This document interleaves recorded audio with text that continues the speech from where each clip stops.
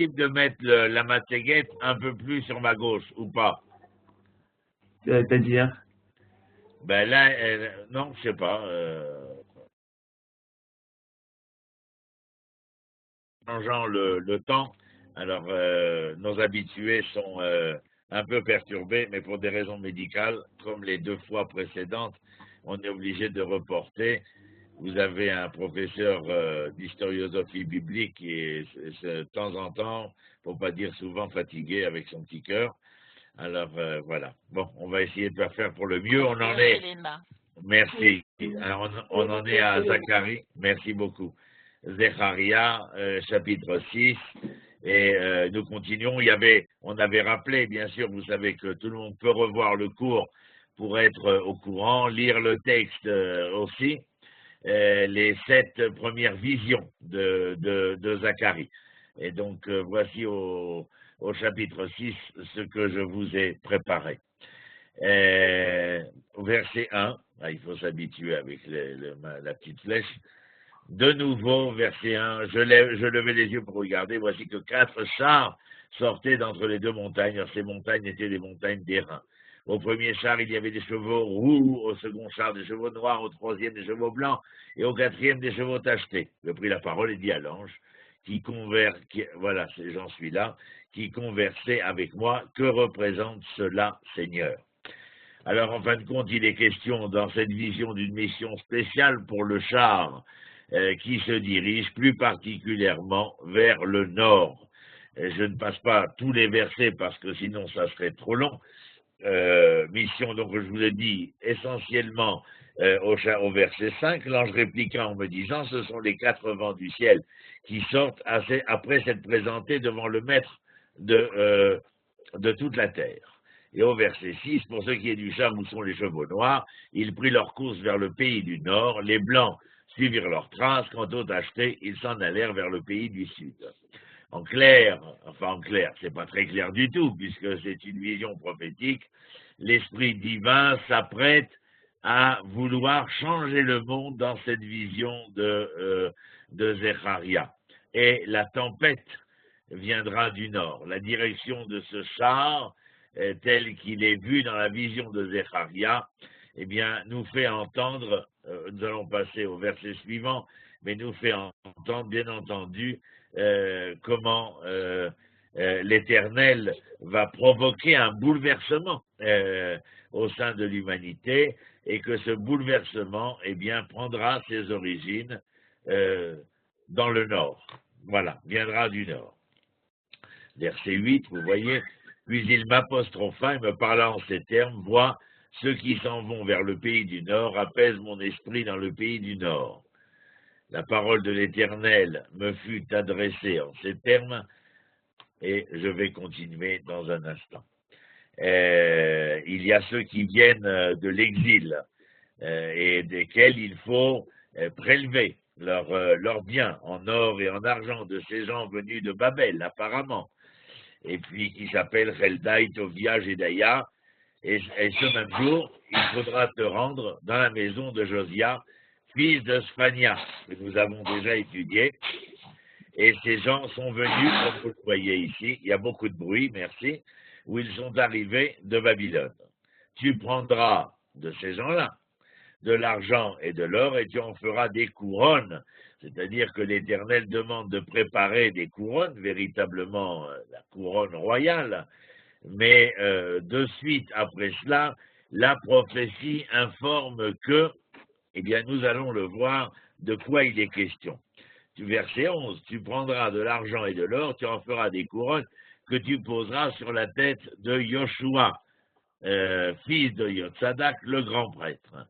Mais apparemment, cela n'est pas la finalité. Voici, on est au chapitre 6 et chapitre 7. Alors, il me manque quelque chose. Au chapitre 6, pardon, on va y arriver. Ben non, on est au chapitre 7, je ne comprends pas. Alors, il manque quelque chose du chapitre 6, Johan? Voilà, on a retrouvé.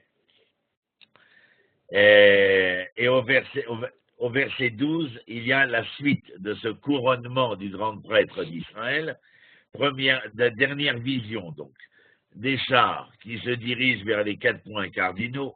Celui qui est important, c'est celui qui se dirige vers le nord, parce qu'il est porteur d'un message qui apaise l'Éternel, parce que l'apaisement de l'Éternel est au vu et au su des bouleversements pour le mieux et le meilleur qui se produiront, mais d'après la vision, ces événements, ces bouleversements se produiront, ou comme nous disent nos sages, la tempête viendra du nord. Prendre l'or et l'argent des gens qui viennent de Babel afin de préparer des couronnes et de couronner le grand prêtre, oui, mais pas seulement, parce que Yahushua, le grand prêtre, ne dirigera pas tout seul. Ne dirigera pas quoi? Eh bien, le nouveau régime, en quelque sorte. Et au verset 12, tu lui diras ces mots, ainsi par l'Éternel Sébaoth. Il y a quelqu'un qui va donc accompagner Yahushua. Et vous lisez, voici un homme dont le nom est rejeton. Tsemar. Voyez, Ine ish Tsemar shmo, ou mitarta vitzmar, ou bana et echal Adonai. Voici un homme dont le nom est rejeton. En vérité, Tsemar, c'est, je ne traduirai pas par rejeton, mais par le plan. C'est-à-dire, aujourd'hui que nous venons de fêter le nouvel an des arbres, la chose est d'autant plus probante. Tsemar, c'est la plante, mais c'est-à-dire cette plante qui grandit, qui éclore, qui s'épanche et qui donne le meilleur d'elle-même.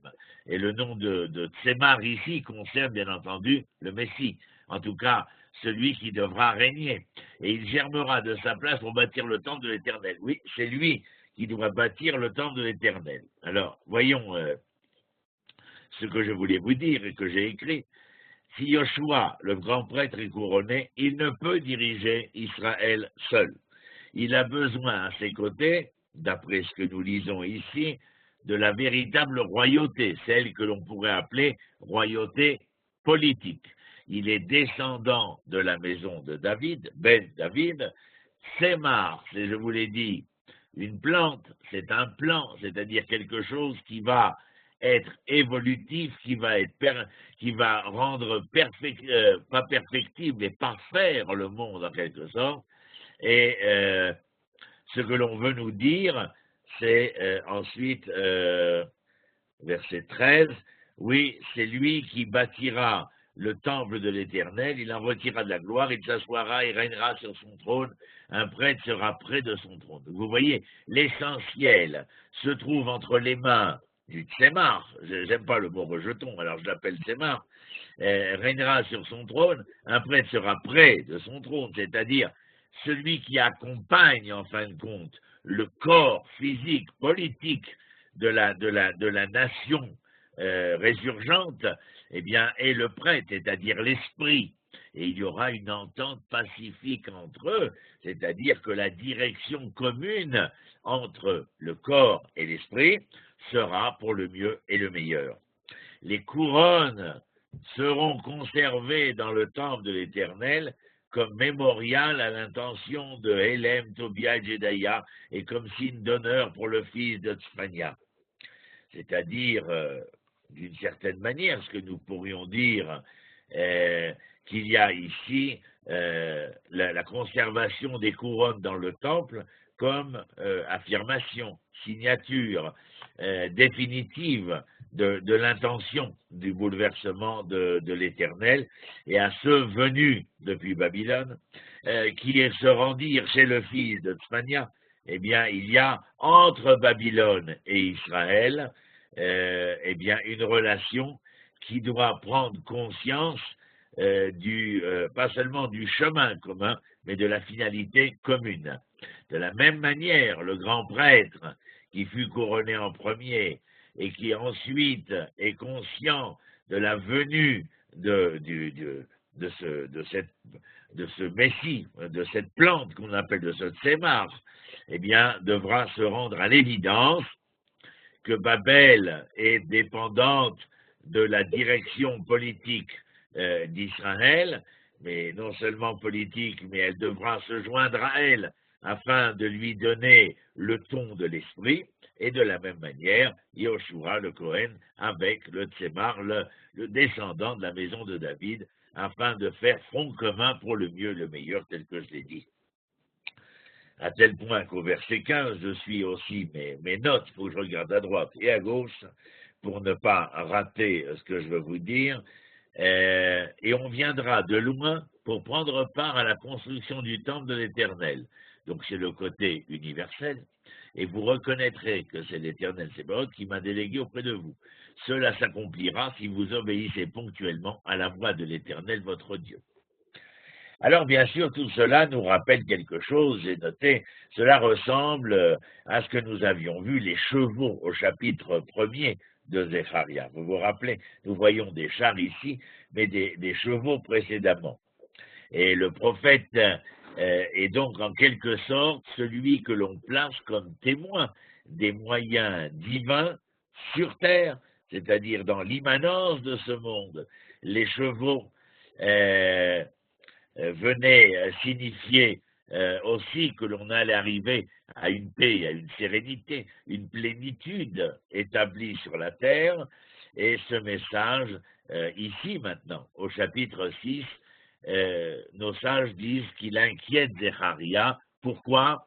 Eh bien, parce qu'à partir du chapitre 1er, on aurait pu penser que eh bien, nous approchions de la délivrance. Mais apparemment, d'abord, ce que nous avons lu au verset 8, Anichu et Ruchi be'eretz Safon, c'est-à-dire de déposer l'Esprit divin dans le nord, comme nous l'avons lu, car tout commencera à partir de ces contrées du nord. Alors, bien évidemment, ce sont des explications que nous essayons de donner de manière, comment dire, moins profonde que si nous avions à étudier et à rester sur ce chapitre, une certaine superficialité, mais quand même une compréhension qu'il y a là un mouvement de l'histoire concernant Israël, à travers Israël de l'humanité, mais en tout cas que dans ce bouleversement, dans ce mouvement de l'histoire, il est impossible de, de séparer le corps de l'esprit, la prêtrise du pouvoir politique. Vous l'avez compris. Le chiffre 4 qui revient continuellement, je vous dirais que cela peut nous rappeler les 4 points cardinaux. De la même manière qu'ils seront dispersés aux 4 coins de la terre, ils seront ramenés des 4 coins de la terre, et on viendra de loin pour prendre part à la construction du temple. Là aussi, on viendra des 4 points cardinaux de l'histoire et de la géographie. Le pouvoir partagé, je vous en ai parlé, est-ce, mais je vous pose la question par rapport à la leçon de ce chapitre, bien entendu, j'ai été un peu plus loin que d'habitude, est-ce déjà Zorobabel qui revient avec Ezra et qui sera suivi par Néhémie, Néhamia, ou bien un autre que Zorobabel? Peut-être cela s'adresse à un futur et pas seulement à la réalité de la construction de ce deuxième temple. Parce qu'en fin de compte, la réalité telle que nous la connaissons à l'époque d'Ezra et de Zorobabel, de Yoshua, du prêtre que nous avons déjà vu chez Haggai, et nous sommes face à une réalité, un présent qui est encore différent de ce que nous lisons ici.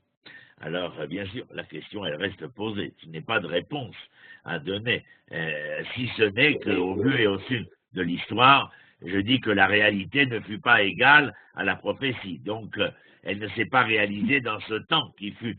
Donc, c'est une vision que nous entendons pour prochainement, c'est-à-dire un autre retour, et nous l'espérons, celui que nous vivons aujourd'hui, bien entendu, qui est un retour absolument merveilleux. Que vous dire encore au verset 15, et on viendra de loin pour prendre part à la construction du temple, je le dis pour la 3e fois. Là aussi, la question se pose avec ce verset, est-ce prochainement ou bien plus tard? Vous voyez, nous restons avec un certain nombre de questions. Mais nous allons voir au chapitre 7 ce que l'on vient nous enseigner tout de suite. Qu'est-il écrit? Il arriva dans la 4e année du roi Darius que la parole de l'Éternel fut adressée à Zecharia, le 4e jour du 9e mois de Kislev. Donc, en quelque sorte, cette date qui nous est donnée se situe, pour nous qui étudions, en 518 avant l'ère vulgaire, et il va être question, bien entendu, de savoir dans ce chapitre, est-ce que nous devons jeûner ou pas, 2 ans après la reprise des travaux, vous le savez, qui avaient été arrêtés pendant plusieurs années, les travaux de la construction du temple, 2 ans après la reprise des travaux et 2 ans avant la fin. Et nous allons voir une délégation qui arrive à Jérusalem pour vérifier le nouveau statut national des enfants d'Israël, au vu et au su du deuil qui fut le leur à certains moments de l'année durant les 70 ans d'exil. Alors regardons ce qui est écrit. On va faire le chapitre 1, le verset 2, pardon. La ville de Bethel avait envoyé Sharetzer, Veregem, Meler, Vanashav, Lachalot, et Pnei Adonai, pour disposer favorablement l'Éternel et pour poser aux prêtres qui sont au service de la maison de l'Éternel, et aux prophètes, la question suivante.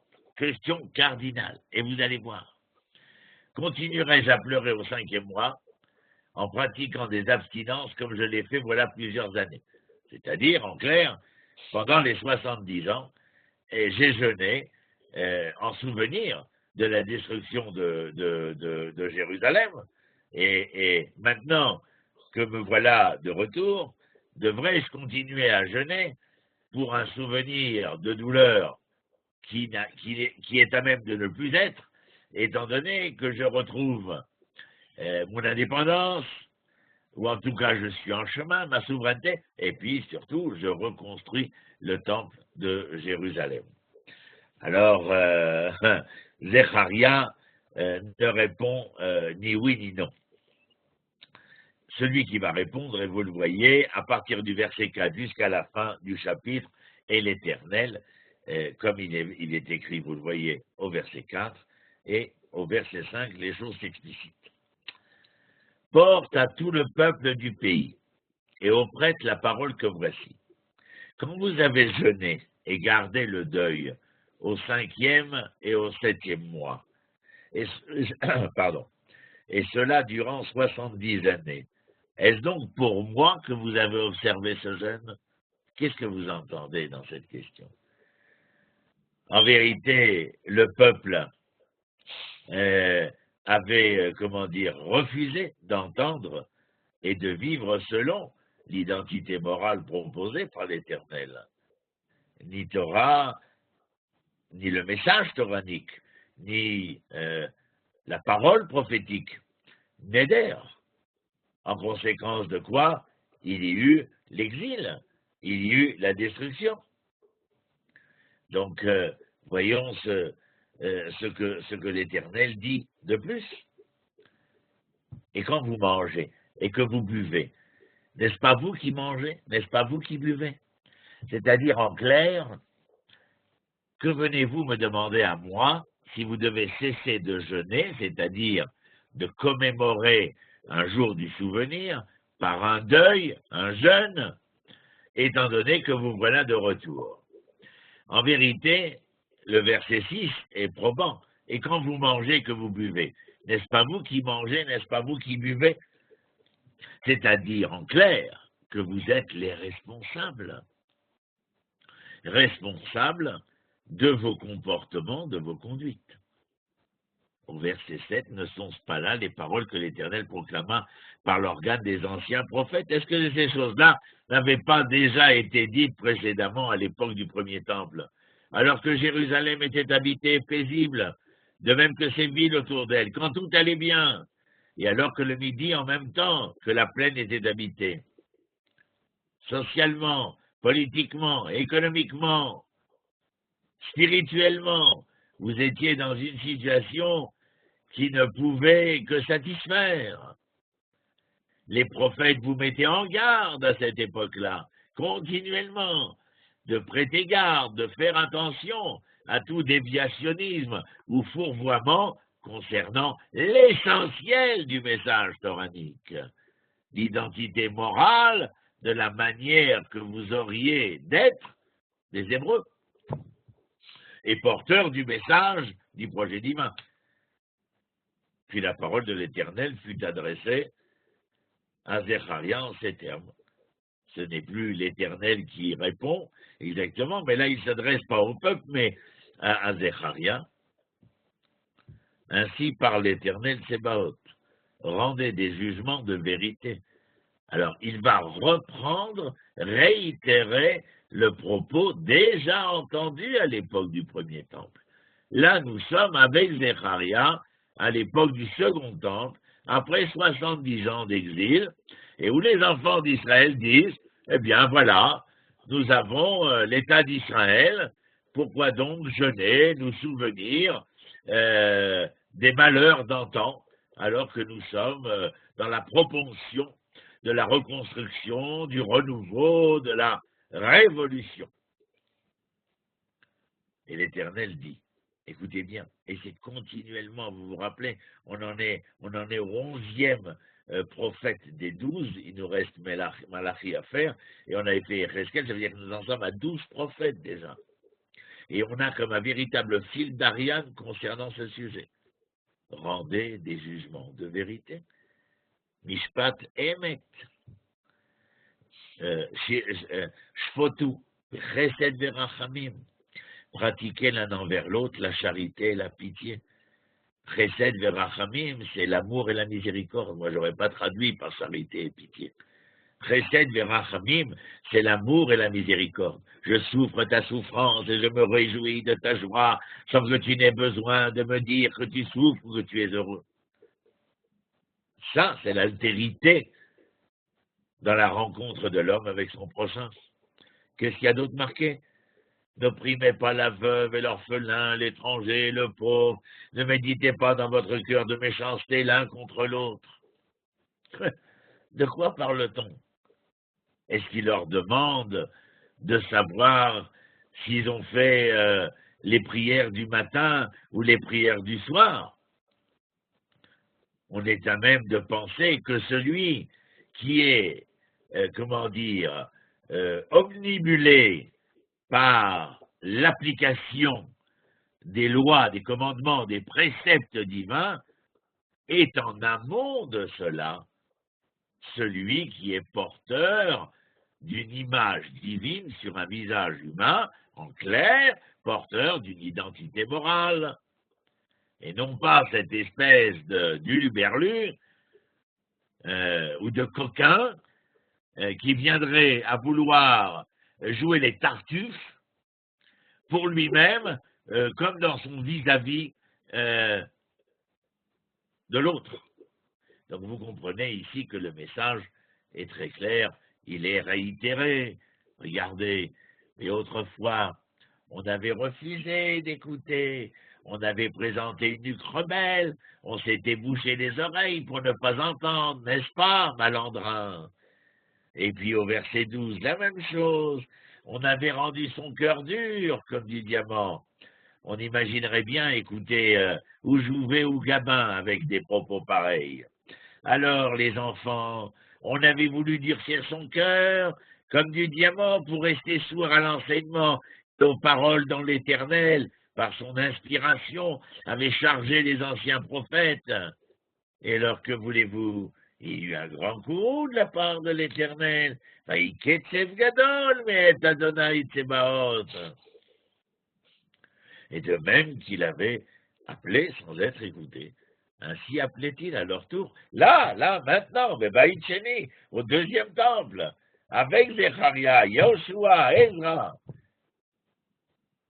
Je les ai dispersés parmi tous les peuples qui ne connaissaient point le pays, étaient désolés derrière eux, abandonnés par tout allant et venant. Ainsi, ils ont fait d'un pays délicieux une solitude. Voilà ce que vous avez fait. Pas seulement du pays, en vérité, mais même du peuple, même de vous-même, pas seulement de la terre, mais de l'être que vous êtes dans ce rapport entre l'être et la terre, entre le peuple et la terre. Vous avez transformé cette vie florissante de la collectivité d'Israël vers le désert, la solitude et le désert de votre réalité. Voilà où nous en sommes. Donc, est-ce que j'ai oublié de vous dire quelque chose que j'avais marqué?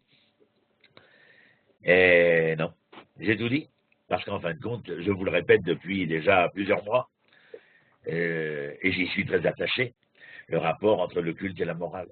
La morale précède le culte, et non pas le culte précède la morale. Parce que celui qui devra pratiquer devra être moral. C'est la raison du livre de la Genèse, nous en avions parlé, qui précède le livre où nous sommes en ce moment, le livre de l'Exode. Enfin, il s'appelle celui des noms, en vérité, c'est mort. Et où nous allons la semaine prochaine, dans la paracha de Yitro, recevoir la Torah au Mont Sinaï. Et le sage, dont Rashi, qui est l'un des principaux commentateurs, d'expliquer cela. C'est tellement évident, d'ailleurs, je ne sais même pas pourquoi nous avons besoin de l'expliquer. C'est quelque chose qui doit nous toucher le plus intérieurement possible. Avoir une stature qui dore notre blason, qui fait valoir nos lettres de noblesse. Ma traduction, vous vous rappelez, le visage, l'image divine sur le visage humain, tout simplement. C'est vraiment... des fois, j'ai l'impression que les choses deviennent barbantes. Nous sommes au chapitre 8. Et donc, au chapitre 8, eh bien, il est écrit cela. J'y suis, voilà. Au chapitre précédent, vous avez vu la question du jeûne. Notre chapitre va poursuivre ce sujet et expliquer le tournant de la colère, le tournant de l'histoire en quelque sorte, le tournant de l'histoire de la colère à l'espoir, de la destruction à la délivrance, du jeûne jusqu'aux festivités. Oui, il y aura délivrance. La parole de l'Éternel Sébaoth me fut adressée en ces termes. Ne vous inquiétez pas si vous me voyez moins bien. Apparemment, l'horloge de Shabbat a fonctionné. Heureusement que j'ai la petite lampe à côté de moi. La parole de l'Éternel Sébaoth me fut adressée en ces termes. Ainsi parle l'Éternel, je suis enflammé pour Sion d'un zèle ardent, et pour elle je brûle d'une grande colère. D'un côté, je suis ému, bouleversé, aimant, comme tous ceux qui aiment sont bouleversés, émus vis-à-vis de leur amour, mais au vu et au su des conduits, des comportements des enfants d'Israël, je brûle d'une grande colère. Point barre. Et au verset 3, l'Éternel dira, je suis revenu à Sion, et j'ai rétabli ma demeure au milieu de Jérusalem. Jérusalem s'appellera maintenant la ville de fidélité. Et Vénikra Yerushalayim Iraemet. C'est pas seulement de fidélité ici, c'est de vérité. Et je vous ai dit déjà que la racine de la foi, Amen, lorsque nous disons Amen, c'est la racine de Emouna, eh bien, a une polysémie de fidélité, de vérité et de confiance. Jérusalem, c'est la ville par excellence, à même de révéler cela. Et je la nomme ainsi, parce que c'est ma promesse. Et au verset 4, de nouveau des vieux et des vieilles, c'est une prophétie qui est écrite et que nous citons. Je vous raconte quand même l'histoire. Rabbi Akiba est sur le Harat Sophim. Pour ceux qui sont venus à Jérusalem, Harat Sophim, c'est là où il y a l'université de Jérusalem, etc. Et il est avec ses élèves, pardon. Ses élèves pleurent et lui rit. Alors les élèves lui disent, mais Rabbi, pourquoi ris-tu? Nous sommes devant le temple, le premier, qui est détruit. Un renard sort du Saint des Saints. Et toi, tu rigoles? Et Rabbi Akiba leur dit, mais pourquoi pleurez-vous? Il dit, pourquoi nous pleurons? C'est évident pourquoi nous pleurons. Nous pleurons parce que voilà ce que nous voyons. Alors, il lui dit, moi je vais vous dire pourquoi je ris. Je ris parce que s'il est écrit dans une prophétie que la Tzion Besadet Ichares, que la terre d'Israël sera labourée, alors de la même façon, je crois à ce qui est écrit à Zecharia au chapitre 8. Et voilà ce que vous lisez. De nouveau, des vieux et des vieilles seront assis sur les places de Jérusalem, tous un bâton à la main à cause de leur grand âge. Est-ce qu'il y a quelqu'un qui est venu à Jérusalem depuis ces 60 dernières années et qui n'a pas vu les vieux et les vieilles assis sur les places de Jérusalem? Inimaginable, incroyable, mais c'est une réalité. Et au verset 5, et les places de la cité seront pleines de jeunes garçons et de jeunes filles qui s'ébattront sur ces places. Qui est venu en Israël et n'a pas vu la jeunesse? Qui parle d'Israël sans parler de la jeunesse d'Israël? Zecharia, chapitre 8. Rabbi Akiba leur dit, voilà pourquoi je ris. Parce que je ne regarde pas ce qui s'est passé.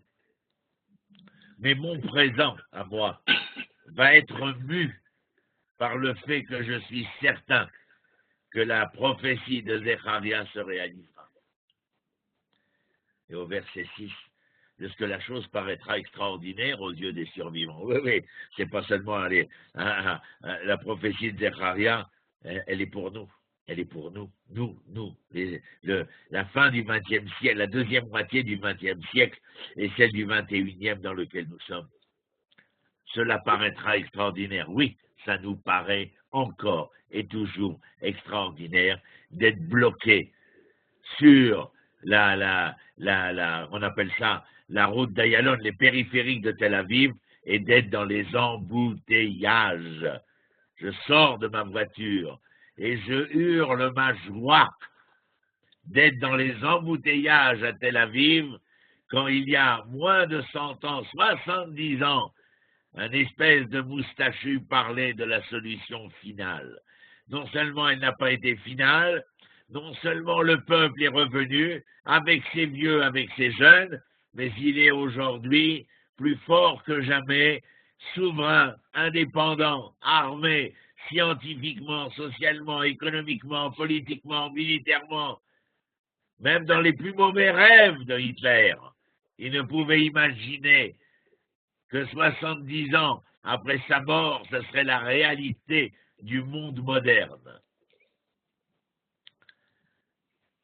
Je me suis emballé, mais c'est vrai que c'est extraordinaire, la vérité. Amen. Ainsi parle l'Éternel. Oui, certes, je vais par mon secours retirer mon peuple de l'Orient et du pays du soleil couchant. Et puis au verset 8, vous avez compris, je les ramènerai pour qu'ils habitent dans Jérusalem. Ils seront mon peuple et moi je serai leur Dieu en vérité et en justice. Vous voyez toujours, regardez ce qui est marqué à la fin. Be'emet ou be'tzdaka. Vérité, justice. Continuellement ce leitmotiv de l'identité morale. Raison pour laquelle nous n'acceptons pas de toutes les manières qui soient, pour des raisons religieuses, pour des raisons idéologiques, politiques, séculières, que des hommes en Israël puissent penser, ne serait-ce que penser, lever la main les uns sur les autres. Seule la vérité et la justice, l'identité morale auront force de loi. Respirez profondément, baissez la tête, laissez passer la vague, mais apprenez qu'ici, à cet endroit, la ligne directrice, c'est l'identité morale sans vergogne, envers et contre tout. Verset 9. Que vos mains s'affermissent, vous qui en ces temps avez ouï ces paroles sorties de la bouche des prophètes qui parurent au jour où fut fondée la maison de l'Éternel, où le temple commença à être construit. Que vos mains s'affermissent, ben oui, renforcez-vous, n'ayez crainte. Regardez, car avant ce temps, il n'y avait point de salaire pour l'homme, point de salaire pour la bête, pour les allants et venants était point de sécurité contre l'ennemi, et je lançais tous les hommes les uns contre les autres. Vous savez ce qu'il y avait précédemment? Ce vers quoi je vous entraîne? Je vous entraîne non seulement vers votre identité morale, mais que cette identité morale de la nation des Hébreux, servent de vecteurs, d'éléments médians, de témoins pour l'ensemble de l'humanité. Alors vous saurez ce qu'il y avait avant.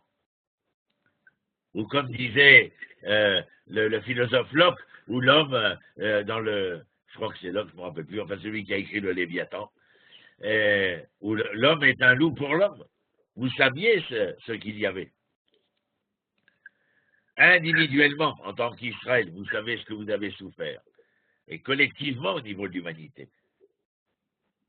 Point de sécurité contre l'ennemi. Et je lançais tous les hommes les uns contre les autres. Oui, on n'a pas besoin de nous faire un dessin. Nous sommes au courant. Mais à présent, je ne suis plus comme par le passé à l'égard des survivants de ce peuple. Les survivants. À chaque fois, ça me fait froid. Quand je lis la sortie d'Égypte dans laquelle nous sommes en ce moment, alors bien sûr, je comprends que tout le monde ne sort pas. Mais de savoir que la prophétie, c'est de me dire, comme dans Isaïe, un par ville et deux par famille, tout ça pour me dire qu'une infime minorité, ça veut dire que tout le monde ne sortira pas. Oui, d'accord, je comprends. Tout le monde ne voudra pas sortir. Je le sais, je regarde les émissions télé, j'écoute les Juifs parler à New York, à Paris ou à Tataouine-les-Bains. Mais ça me fait mal. Je ne suis plus comme par le passé à l'égard des survivants de ce peuple. Oui, vis-à-vis des survivants, ces prophéties s'adressent.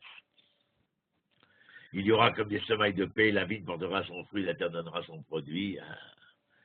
À qui? Je donnerai en partage tous ces biens aux survivants. Et de même que vous aurez été un objet de malédiction parmi les peuples, ô maison de Yehuda et maison d'Israël, attention.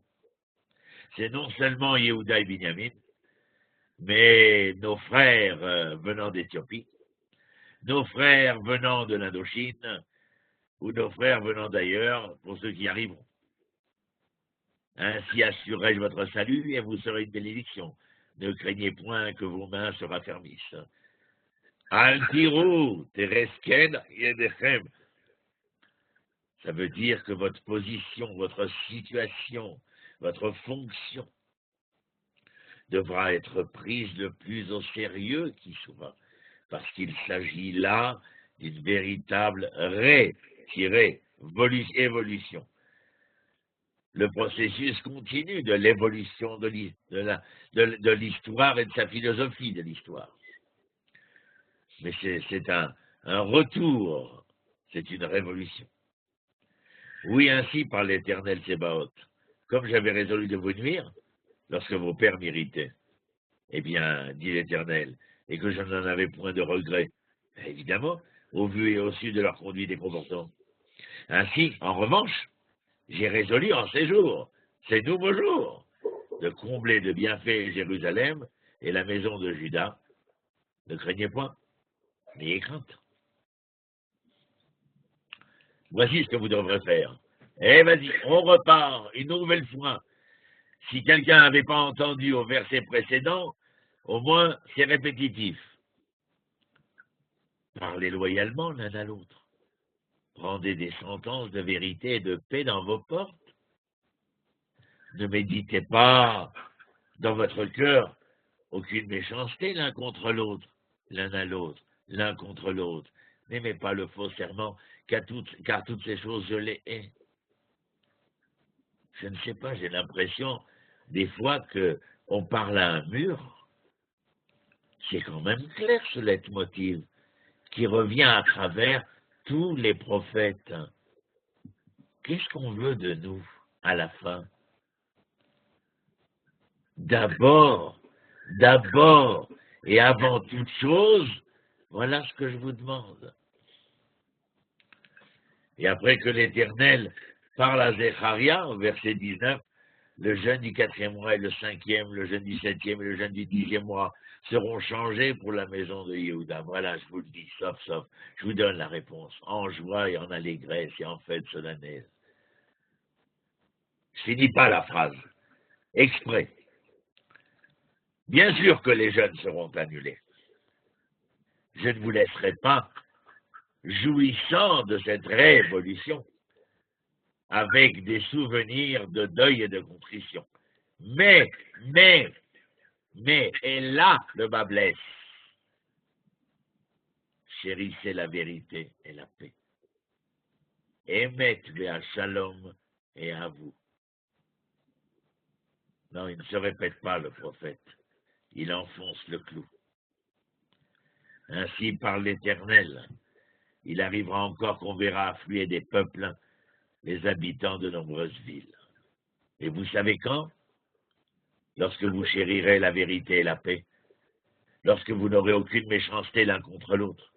Lorsque vous n'aimerez pas le faux serment. Lorsque vous parlerez loyalement. Lorsque vous rendrez des sentences de vérité et de paix dans vos portes. Là, les peuples voudront venir. Les nations se précipiteront chez vous. Et ces habitants iront les uns vers les autres, se disant, allons, mettons-nous en route pour rendre hommage à l'Éternel. J'irai moi aussi. Et ainsi de nombreux peuples et de puissantes nations viendront rechercher l'Éternel Tsebaoth à Jérusalem et rendre hommage à l'Éternel. Selon quoi? Selon quels critères? Selon le critère que la nation d'Israël aura établi une normativité morale dans l'humanité, mais d'abord chez elle. Lorsque cela est, que l'image divine se reflète sur le visage humain, alors cette lumière est comme un phare pour les nations. En ces jours-là, 10 hommes de toute langue, de toute nation, saisiront le pan de l'habit d'un seul individu. Qu'est-ce qu'il y a marqué? Kanaf Ish Yehudi. Ben oui, si on parle de Judas à cette époque-là, alors ils sont Yehoudim. Mais il sera question d'Israël plus tard. Et Bichlal, en général, il sera question de la dimension de l'être hébreu. Que dirait-il? Nous voulons aller avec vous, car nous avons entendu dire que Dieu est avec vous. Eh oui, c'est normal. On a toujours envie d'aller avec celui qui se présente comme étant le bâton témoin, le guide, le berger, enfin celui qui peut nous sortir des méandres d'une histoire qui jusque-là nous fit souffrir, mais qui nous propose d'autres havres de paix. C'est pas si compliqué que ça. Tout le monde est omnibulé peut-être par la loi, le précepte, le commandement, mais ils ne sont que des moyens, dit le Rambam dans Moreh Nevuchim, le guide dont je ne dis pas des égarés, le guide des perplexes. D'abord, c'est perplexe. Ce ne sont que des moyens. La religion n'est pas là pour faire du moyen une finalité, parce qu'elle devient un culte.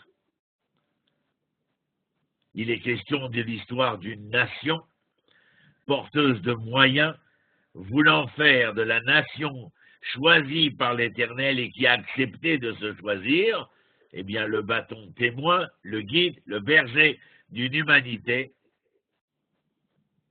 pour une seule raison.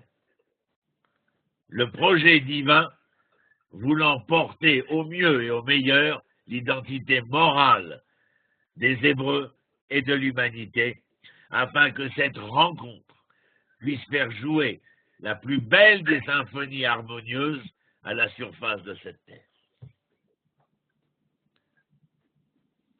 C'est pas si compliqué que ça. Chapitre 9.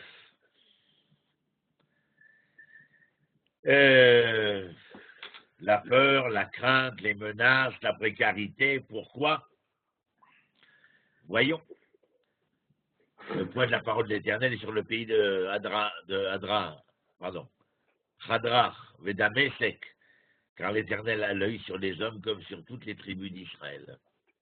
Elle pèse sur d'autres pays limitrophes, vous voyez, Hamat, sur Tyr, j'ai pas mis le petit truc. Tyr et Sidon. Tyr s'est bâti une enceinte fortifiée, elle a entassé de l'argent ou de la poussière. Et voici l'Éternel, mais voici, l'Éternel va les déposséder.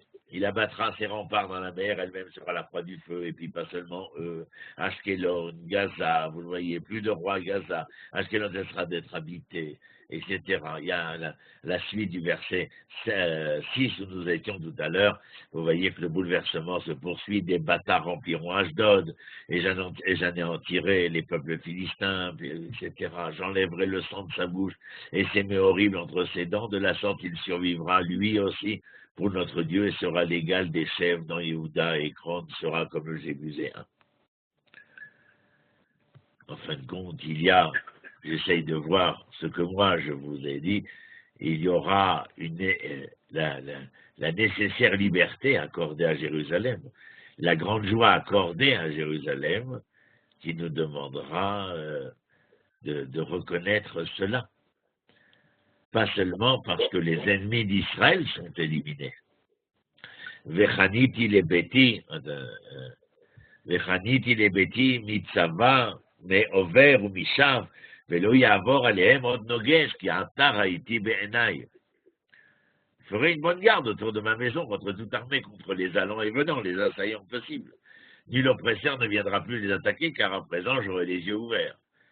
C'est-à-dire, tel que le texte nous dit, Ene Hashem, Ba'aret, c'est-à-dire les yeux de l'Éternel sont sur cette terre du début de l'année à la fin. Et cela, eh bien, disons que, pour reprendre le mot de Martin Buber, il n'y a plus la face cachée de l'Éternel, la face voilée de l'Éternel, laissant les allants et les venants, les assaillants, faire comme on leur semblerait, parce que Israël serait au plus bas. Mais là non, il aura les yeux ouverts sur la terre, et raison pour laquelle, au chapitre 9, il dit « Réjouis-toi, fille de Sion, jubile, fille de Jérusalem, voici que ton roi vient à toi, juste et victorieux, humble. » Ah, vous connaissez ça, monter sur un âne, sur le petit de l'ânesse. Ouh là là là là là là, un roi sans cheval. Pas seulement lui, parce qu'au verset 10, le texte dira « Plus de chars en Éphraïm », les chars avec les chevaux, bien entendu, plus de chevaux à Jérusalem, plus d'arcs de guerre. Lorsque ton roi, vous vous rappelez, Tsemar, vient à toi juste et victorieux, humble, bien entendu. En hébreu, regardez, Ani verochev al chamor. Un humble, c'est pas humble, Ani. C'est pauvre qui monte l'âne. Et si vous me permettez, je vous dirai un petit secret. Ani, c'est la pauvreté, la précarité, où la précarité serait devenue non plus l'objet souffrant, mais le sujet conducteur, et donc celui qui monte sur l'âne, mais l'âne chamor, c'est chomer, c'est la matière. Jusqu'à maintenant, il y avait précarité parce que la matière dominait, parce que la matière était le sujet de la précarité.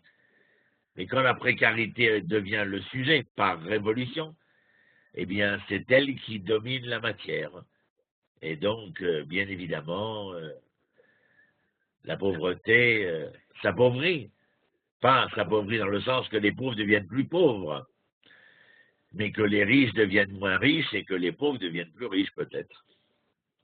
Mais et ce roi qui arrive donc pour provoquer cette révolution-là, vous voyez comment on entend ici, Ani verochev al chamor, il y a de cette dimension de révolution dans les rapports qui ont fait que les enfants d'Israël se sont fourvoyés, ont dévié le sens de leur histoire en étant attachés à des idoles, à d'autres dieux, enfin en étant attachés à la matière de la foi, à la forme, à la matière de la foi. Ils avaient besoin de toucher, de palper, de sentir, de ressentir. Alors, en fin de compte, la matière était devenue, maître d'œuvre. L'argent aussi la société, le consumérisme est d'une certaine manière cela. Il faut bouleverser. Il faudra bouleverser cela, bien évidemment, tout le monde le sait. Il n'y a pas besoin d'avoir fait de grandes études de sciences politiques. Il faudra renverser la vapeur de savoir qui est le sujet et l'objet de qui. Et bien là, c'est le sujet devient la précarité et l'objet devient la matérialité. Et les précaires seront moins précaires parce qu'ils redeviennent les sujets de la matière et non pas les victimes, les objets. Et Israël, un roi sans cheval, pas seulement lui, mais donc tout Israël, pourquoi? Car le roi vient parler de paix au peuple. Dans ma jeunesse, c'était quoi la fleur au fusil?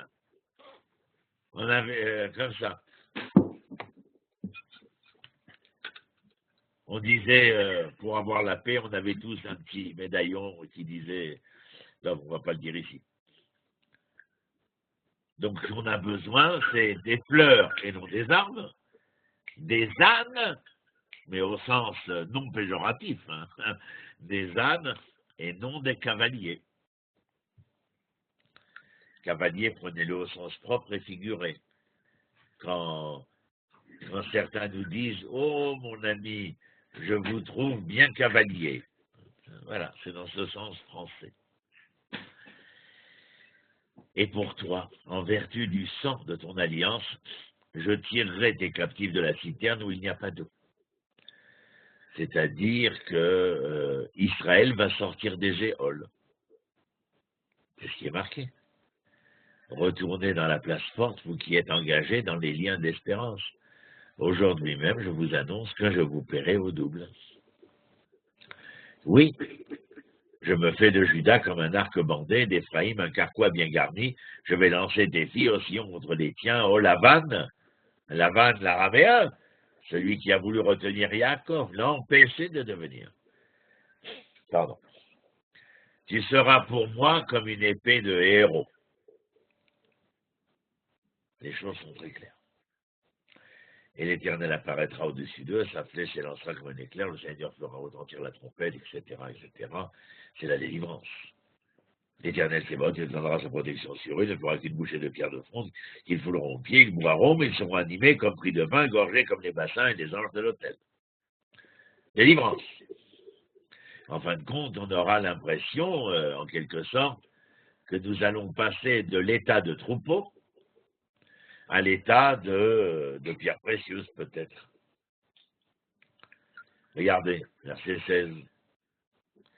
L'Éternel, leur Dieu, leur prêtera main forte en ce jour-là, à ce peuple qui est son troupeau, car ce sont des pierres de diadème étincelant sur son territoire. Il n'y a rien de péjoratif au troupeau, mais le troupeau est quand même l'objet. Et ils deviennent des pierres de diadème étincelant sur son territoire, parce qu'ils sont les maîtres d'œuvre, souverains et indépendants. Quel est son bonheur? Quelle est leur beauté? Le blé fait prospérer les jeunes gens et le vin généreux les jeunes filles. Je vous laisse rêveur, bien entendu, je n'insisterai pas sur ce verset. Mais enfin, il promet des lendemains plus enchanteurs, comme on disait à l'époque. Et notre chapitre 10,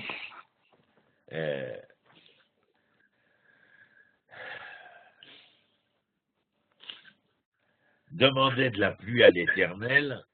Qu'est-ce que j'ai marqué? Voulez-vous des pluies? Oui, bon, c'est ce qu'on va lire. Voulez-vous des pluies? Adressez-vous à l'Éternel et non au devin. C'est ce qui est écrit. Demandez de la pluie à l'Éternel à la saison des dernières pluies, c'est l'Éternel qui produit les éclairs, etc. C'est que les théraphim débitent de 20 discours, les augures des visions en son verre, les songes des faussetés apportent des consolations et illusoires. C'est pourquoi ils vaguent comme des brebis, ils sont dans la misère faute de pasteur. Ben voilà. C'est-à-dire que nous n'avons, à un moment donné, porté notre intérêt que sur la réponse que nous voulions satisfaisante. En vérité, nous allions poser des questions afin de trouver la réponse qui était à même de nous satisfaire. la vérité ne nous importait peu. Et donc, au verset 3, contre les pasteurs, ma colère s'est allumée. C'est-à-dire ces gens qui sont à même d'être les guides. Pourquoi fourvoyez-vous ces pauvres gens qui ne savent pas et qui, parce qu'ils ne savent pas, ne comprennent pas quelle doit être la question, la formulation est erronée, et vous profitez de l'erroné de la question pour les entraîner vers des chemins tortueux, des croyances folles, en fin de compte, les fourvoyer. Et la colère de l'Éternel est bien évidente. Verset 4, c'est de là que provient la pierre d'angle, de là la cheville ouvrière, l'arc de combat, de là sortent les vainqueurs tous ensemble, de ceux qui se reprendront par cela, qui cesseront d'avoir de fausses croyances. À l'époque, c'était des prophètes, mais aujourd'hui, ça peut être très bien des guides spirituels qui sont à même de désespérer, de fourvoyer. Certains, dans nombre de représentations médiatiques, ne viennent que pour promettre un autre monde, un autre espace, comme si celui-ci créé par l'Éternel n'avait ni foi ni loi, qu'il n'était pas ce monde-ci, comme dit le Rambam, à devenir le monde à venir. Fourvoyer les gens.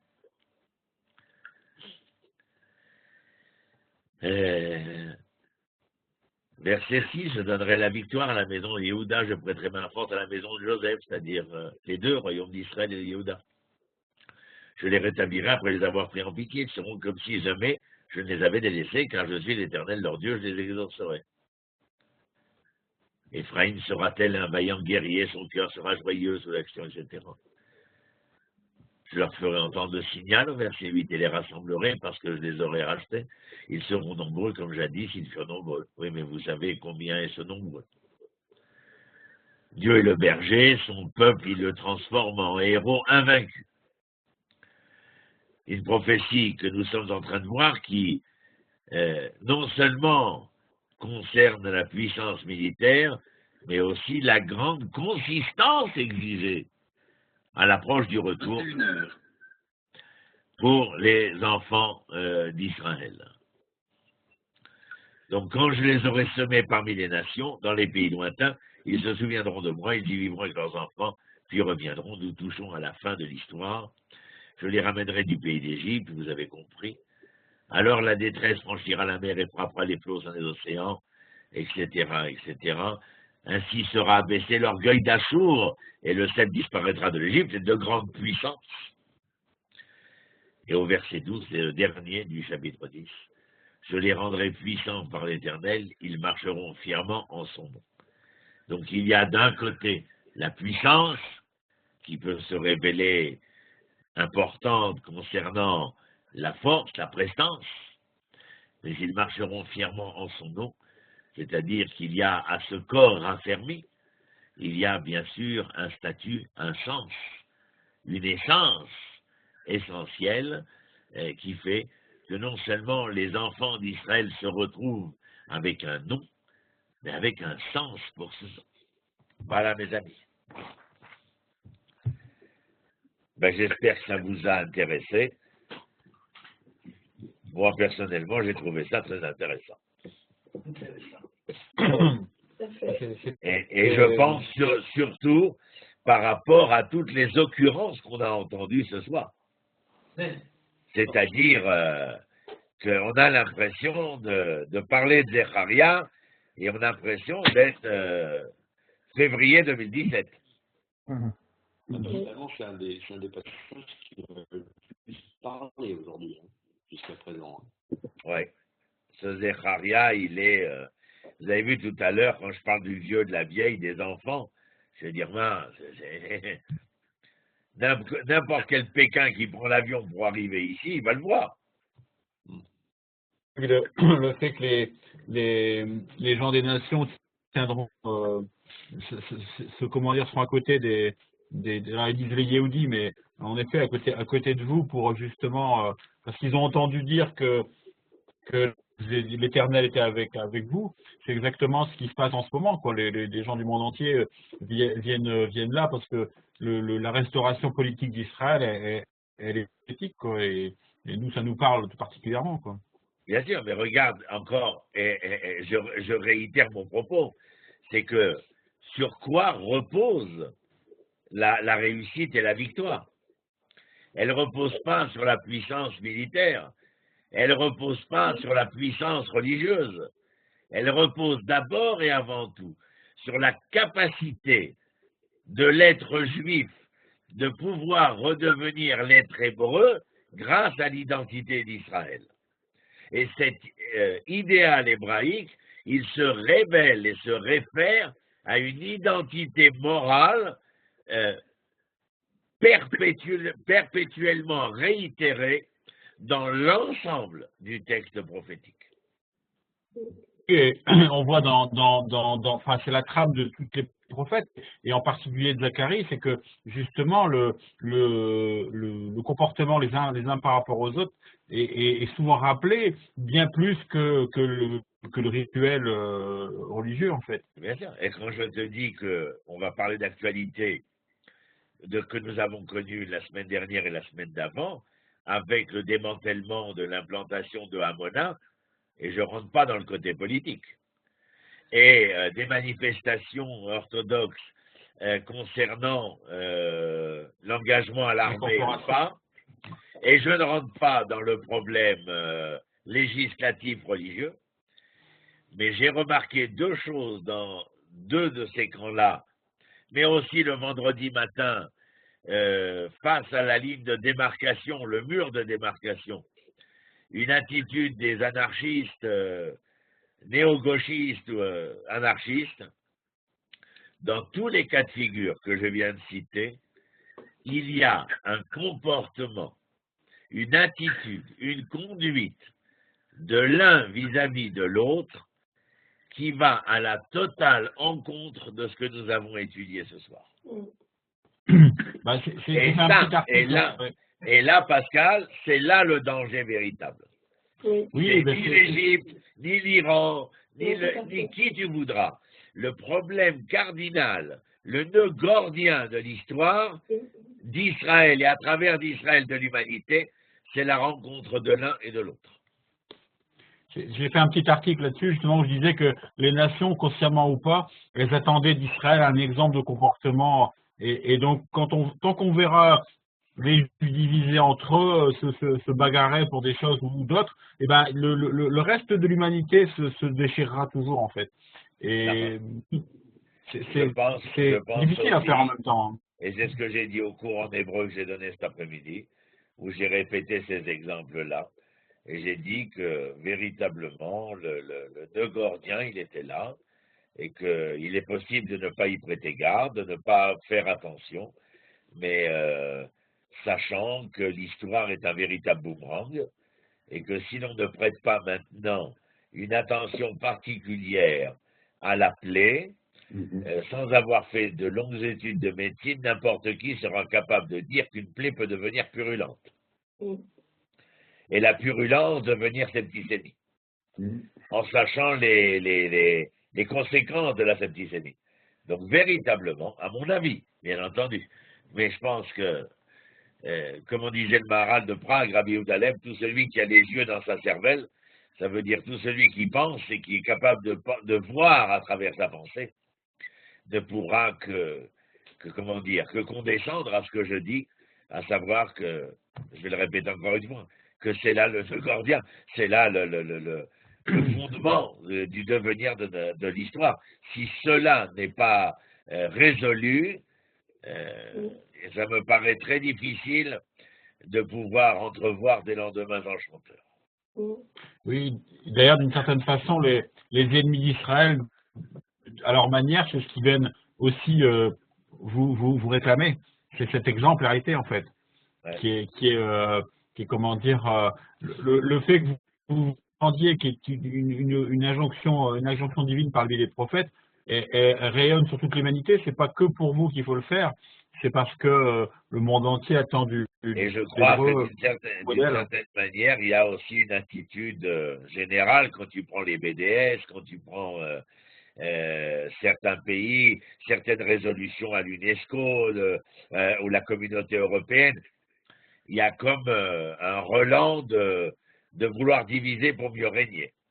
C'est-à-dire que tant qu'Israël sera divisé sur des questions de division, sans pouvoir trouver l'unité, eh bien cela servira à ceux qui veulent se complaire dans le modèle humanitaire qu'ils ont établi. C'est vrai, oui. À leur façon, ils réveillent le projet divin qui sommeille dans chaque hébreu. Hein. Voilà. D'une manière qui peut paraître désagréable, enfin qui est désagréable de toute façon, mais de toute façon, bien évidemment. Ils ne disent pas autre chose que c'est Hachem qui les envoie, et puis c'est vrai que c'est pas facile à digérer non plus, hein, quand on raisonne. Tu as vu ce que l'Éternel te dit, comme on a vu aujourd'hui dans la traversée de la mer Rouge. L'Éternel, qu'est-ce qu'il est venu dire à Moshe? Ce n'est pas le moment de me prier. C'est le moment, dans le Midrash, dans l'exégèse biblique, mais dans le texte, Rachid dit dans la formulation la plus simpliste qui soit, ce n'est pas le moment de me prier, c'est le moment d'agir. Et en fin de compte, quand Narshon met les pieds dans la mer, qu'est-ce qu'il fait? Ce qu'on vous demande, à vous, à moi, à nous, de quoi faire? D'accepter de se mouiller dans l'histoire. Je m'amuse avec les mots, c'est exactement ça. Et Narshon se mouille, et la mer s'ouvre. C'est de là qu'on sortira et toi et le ciel t'aidera. Mais foncièrement, l'Éternel, dans ce cas-là, comme dans ce que nous avons lu dans Zecharia, il parle aux prophètes afin de parler aux hommes, que les hommes fassent, que les hommes agissent. C'est pas d'être, c'est ce qu'il dit à Moshe. Est-ce que c'est le moment de me prier? Tu n'as rien compris. C'est le moment de fermer ton livre et d'engager les hommes à se mouiller, à participer, à être partie prenante du devenir d'une histoire que de chacun juge défavorable, catastrophique, je ne sais quel autre superlatif. Mais si changement il doit y avoir, alors engagez-vous, mouillez-vous. C'est de vous dont il est question. Tu te rappelles au verset 6, au chapitre 6, c'est vous qui buvez, c'est vous qui mangez, c'est pas moi. On est tous responsables de ce qu'on fait, on est acteurs de ce projet en fait. Absolument, on est tout partie de ce devenir. Et nous n'avons pas besoin d'être de grands érudits pour comprendre. Il y a mon thème favori, la Seconde Guerre mondiale, que cette minorité de gens qui a voulu résister, qui a voulu se mouiller, qui a voulu s'engager, a changé la face du monde. Même si ce n'est pas vers la finalité de l'histoire, mais se débarrasser de l'hydre que représentait le nazisme et des années plus tard de ce qui va représenter le fascisme socialiste en Union soviétique, ce sont des hommes qui s'engagent, des hommes qui se mouillent. Voilà. Merci beaucoup, Rami. Perplexe. Merci beaucoup pour ce cours et puis rendez-vous à tous à jeudi. Moi, j'ai mal fait passer l'info. J'ai fait passer l'info pour un cours habituel en fait. Et je suis même moi-même arrivé en retard. Donc, je m'excuse auprès de ceux qui se sont connectés à 20h30. Je n'avais pas compris le message. Je suis désolé.